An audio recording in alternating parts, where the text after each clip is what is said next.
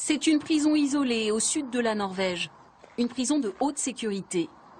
Ici sont enfermés des hommes qui ont tué ou violé, beaucoup de trafiquants de drogue aussi. Pourtant, il n'y a pas de barreaux.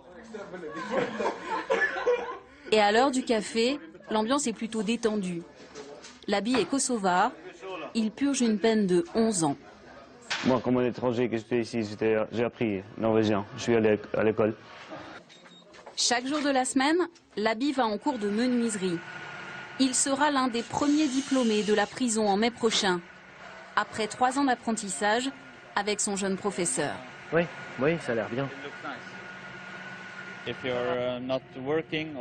Si vous ne travaillez pas ou si vous avez un mauvais comportement, on peut vous renvoyer de l'atelier. Donc si vous voulez rester, vous devez faire ce qu'on vous demande et être un bon garçon. Comme l'habit ? Oui. On fait ce qu'on a à faire. Tous les prisonniers ne sont pas des détenus modèles. 1 sur 10 refuse toute activité. Mais ils bénéficient quand même des infrastructures, dernier cri. Ça, c'est une cellule ordinaire. Toutes les cellules sont comme ça ici. Un espace privé, une télévision et une douche individuelle. On ne pense pas ici qu'une salle de bain personnelle ce soit si spécial que ça. C'est juste la normalité. En Norvège, on se douche tous les jours. Donc les détenus aussi doivent pouvoir le faire. Pour 250 détenus, il y a 290 surveillants qui se relaient. Aucun d'entre eux n'est armé. On n'en a pas besoin. Vraiment ? Vous n'avez pas besoin de vous sentir protégé parfois ? On leur parle.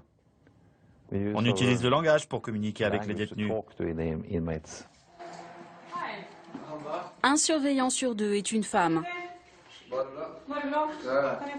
Aujourd'hui, Souad et Nourdine préparent une courte permission de sortie pour le jeune homme, qui a pris 10 ans de prison après un acte violent. Souad est ma référente ici.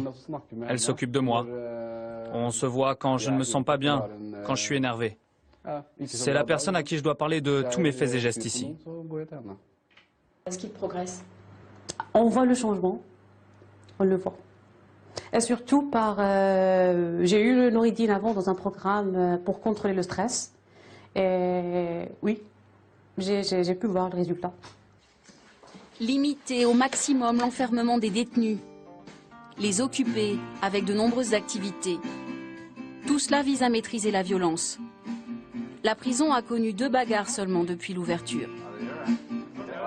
Le directeur dit qu'il veut faire des condamnés de futurs bons voisins quand ils auront quitté ces murs.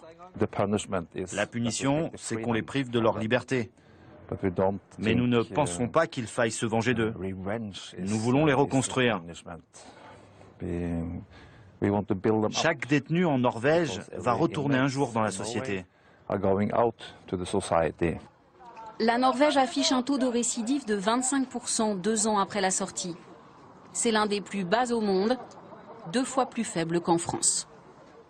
Alors Emmanuel, pourquoi est-ce que ce qui se fait en Norvège n'est pas possible chez nous? Alors il y a sans doute d'abord une différence culturelle. Dans les pays scandinaves, on estime qu'un délinquant est d'abord une sorte de malade qu'il faut aider. La deuxième différence, c'est le niveau de la délinquance.